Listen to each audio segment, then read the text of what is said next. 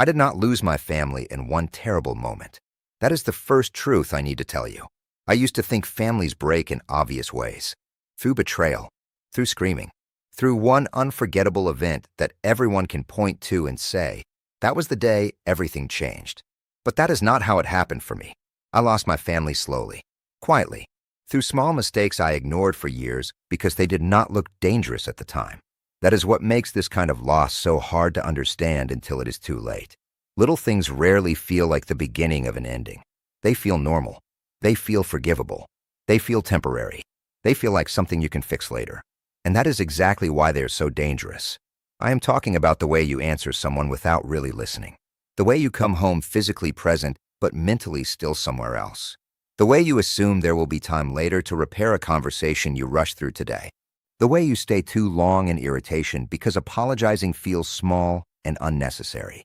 The way you stop noticing the emotional weather in your own home because work, stress, routine, and tiredness have made you numb. The way you begin choosing convenience over tenderness without even realizing you are doing it. None of these things looks like a family being destroyed. But if you repeat them long enough, they become a language. And one day the people you love know exactly what that language means. For a long time, I believed I was a good family man because I was there. I worked. I came home. I handled responsibilities. I paid bills. I showed up for practical things. I thought that counted for more than it does. I am not saying it meant nothing. It mattered. But what I did not understand was that love at home is not measured only by duty.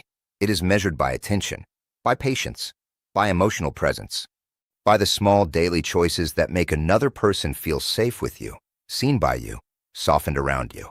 I did not understand how many of those small choices I was getting wrong. The worst part is that I was not cruel. I was not trying to hurt anyone.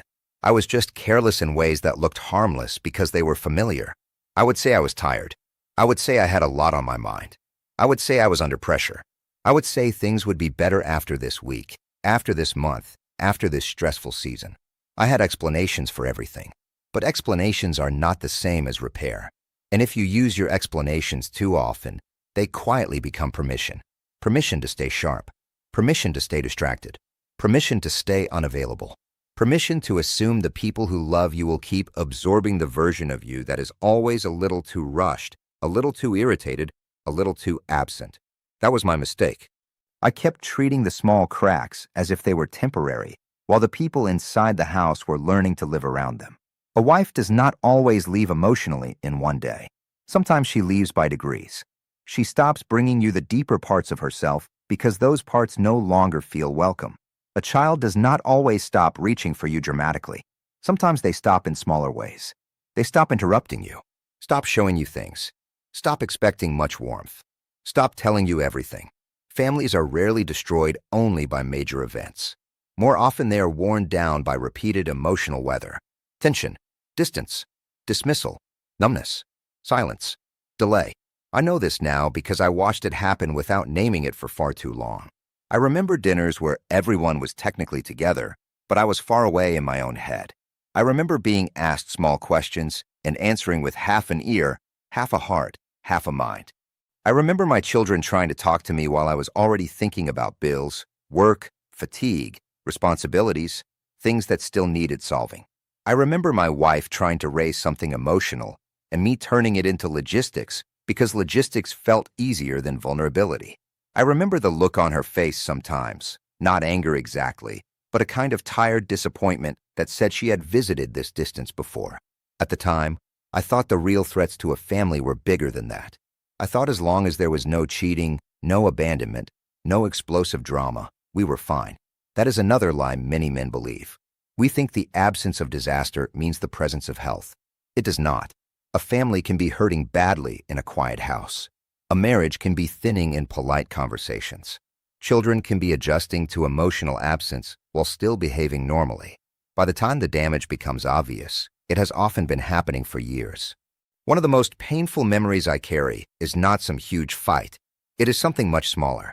My son, when he was still young enough to want my full attention without shame, came to me one evening with something he was excited about. It may have been schoolwork or some little project. I do not remember exactly what it was, and that forgetting is part of the pain. What I remember clearly is that I barely looked. I answered too quickly. I stayed mentally elsewhere. I made him feel, not rejected in some dramatic way, but unimportant in a quiet one. At the time, it felt like a tiny moment. I had 1,000 things going on. I thought we would have more moments. And we did. But children remember the emotional pattern more than the individual event. If too many moments feel like they are interrupting your stress instead of being welcomed into your presence, they learn something. They learn where they stand. The same happens in marriage. People think marriage ends when love disappears. Sometimes it does, but many times it weakens because tenderness disappears first. The little softnesses, the little courtesies, the little efforts to turn toward each other instead of away, the apology offered quickly, the listening without defense, the eye contact, the second question, the decision to lower your tone instead of protecting your ego, the habit of making the home feel emotionally safer instead of emotionally heavier. Those things look so small, but they are the architecture of family life. Remove enough of them, and the structure may still stand for years, but it no longer feels like shelter. I removed too many of them, not because I announced I was done caring, because I thought there would always be time to do better tomorrow. That phrase has ruined more families than people realize. I'll be calmer tomorrow. I'll listen better tomorrow. I'll make it up tomorrow. I'll apologize tomorrow. I'll be more present when work gets less stressful. I'll stop being so short-tempered when life eases up. But life rarely eases up on its own. And if your character only improves when conditions are ideal, then your family spends too many years living under the version of you that always needs one more excuse. I also ignored how much small disrespect can accumulate. Not insults, not cruelty, just subtle things. A dismissive tone, a sarcastic response, defensiveness instead of humility, acting inconvenienced when someone needs more from you emotionally than you plan to give, correcting instead of understanding, withdrawing instead of repairing, looking at your phone while someone is trying to speak from the heart. These things seem survivable one at a time, but repeated over years, they send a message louder than words. They say, your inner world is not safe with me. And once that message settles into a house, love begins changing shape. I think many people underestimate how much families run on trust in the invisible sense. Not just trust that you will stay, trust that you will care, trust that you will notice, trust that you will not keep choosing your stress over their humanity, trust that if they come to you with something tender, they will not be met with impatience, distraction, sarcasm, or emotional distance. That kind of trust is not built in grand gestures. It is built in ordinary moments, which also means it can be broken there. My tragedy was that I kept waiting for a dramatic wake-up call. I thought if something were seriously wrong, it would announce itself loudly. But families usually whisper before they scream. The room gets quieter. People share less. Laughter gets thinner. Eye contact gets shorter. Home starts to feel more functional than warm. There may still be meals, rides, schedules, holidays, pictures. From the outside, everything looks intact. But inside, something is draining out of the house. That is what I failed to respect. I thought the visible structure meant the emotional structure was safe. I was wrong. There was a period when I noticed my wife no longer came to me first with certain feelings. She still spoke to me, still handled life with me, still did what needed doing. But something softer had pulled back. I noticed it, but I did not stop my behavior deeply enough to ask why. That is another common mistake. We notice signs, but we prefer interpretations that protect us. We say she's just tired. The kids are just growing up. Everyone is busy. This is just life. Sometimes that is true. But sometimes this is just life is the sentence people use while love is quietly suffocating in their own house. When I really began seeing the truth, it was already late. Not too late to understand, but late enough that understanding hurt. I began looking back at years of ordinary behavior and seeing them differently. I saw how many times I had chosen pride over repair. How many times I had treated patience like an optional mood instead of a responsibility. How many times I had assumed my family should absorb the wear and tear of my unprocessed stress simply because I was carrying a lot. I saw how often I had made them live with the emotional leftovers of a life I had not learned to govern well. That realization broke something open in me. Because once you see that your family did not drift from you by accident, you also have to face the possibility that your small daily habits help teach them distance. Not intentionally, but repeatedly. And repetition is powerful. People become what they practice. So do homes. A home that practices avoidance becomes emotionally cold. A home that practices irritation becomes tense. A home that practices inattention becomes lonely. A home that practices gentle repair becomes resilient. I did not understand that I was helping set the emotional climate every day, even in moments I thought were too small to matter. If I could go back, I would not only try to fix the big moments. I would focus on the little ones. I would put the phone down faster. I would ask one more question. I would apologize sooner. I would notice faces more.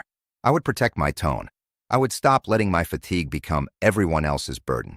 I would remember that being under pressure does not excuse making the people you love feel emotionally unsafe. I would understand that families are not only sustained by sacrifice, they are sustained by atmosphere. And atmosphere is built in 1,000 tiny interactions. I would tell my younger self that children do not simply need provision. They need delight. They need to feel that their presence is not always arriving at the wrong time. They need to see your face soften when they enter the room. I would tell him that a wife does not only need loyalty in the abstract. She needs to feel chosen in the small emotional ways that make a life feel shared. I would tell him that if he keeps assuming love will survive on intention while his daily behavior contradicts that intention, he will one day be shocked by a loneliness he personally helped create. Families can survive many things. Heart seasons, money problems, stress, illness, external pressure. But what they do not survive well is long-term emotional neglect disguised as normal life. That neglect is not always dramatic enough to scare you. That is why you must learn to respect it before it becomes visible in irreversible ways. You must treat small coldness as a warning, small distance as a warning, small dismissals as a warning, small failures to repair as a warning. Because what is small in a moment can become enormous in memory. I carry that knowledge now with both pain and clarity. Pain, because I know some warmth was lost slowly enough that I did not fight for it when I should have. Clarity, because I know now that love is far more fragile and far more daily than I once believed. It is not only a feeling you possess. It is a climate you maintain. And climates change because of repeated patterns, not just major storms. So if you are listening to me and thinking of your own home, do not wait for a crisis to respect the small things. Do not assume people know your love if your behavior keeps making them feel secondary to your stress. Do not assume your family will translate your intentions when your tone, attention, and presence say otherwise. Do not keep postponing softness. Do not keep saying tomorrow when today is already shaping what tomorrow will feel like. I lost my family through small mistakes I ignored for years. That is a hard sentence to say, but it is a necessary one. Because if I tell the truth plainly, maybe someone else will stop earlier than I did. Maybe someone else will understand that the little moments are not little. Maybe someone else will lower their voice tonight, listen longer tonight, apologize tonight, become present tonight, and protect what still feels ordinary before ordinary becomes gone. That is all family life really is in the end. 1,000 ordinary moments either warming the house or cooling it. Choose carefully.